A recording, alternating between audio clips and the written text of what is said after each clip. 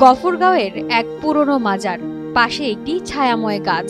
সেই গাছের নিচে নিঃসঙ্গ শুয়ে আছেন এক মানুষ, পরনে শুধু একটি গামছা, মলিন মুখ, বিধ্বস্ত শরীর। প্রথম দেখায় চিনে ফেলার উপায় নেই, কিন্তু ছবিটি ছড়িয়ে পড়তেই ঢাকার শোবিজ জগতে চাঞ্চল্য। এ তো অভিনেতা সমু চৌধুরী। ছবিটি বৃহস্পতিবার দুপুরে সামাজিক যোগাযোগ মাধ্যমে ভাইরাল হয়। সঙ্গে একটাই প্রশ্ন ঘুরতে থাকে, এটা কি কোনো নাটকের দৃশ্য নাকি বাস্তব? কেউ কেউ আশ্বাস খোঁজেন, কেউ আবার আতঙ্কিত হন।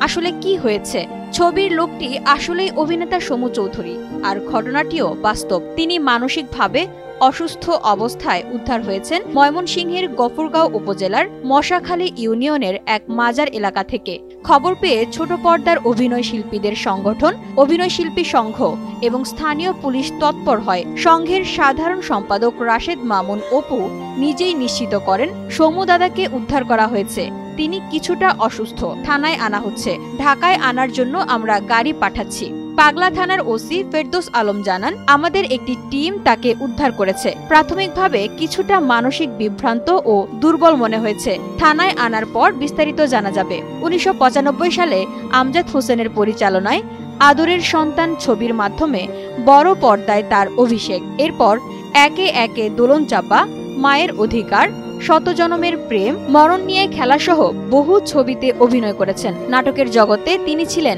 চেনা মুখ।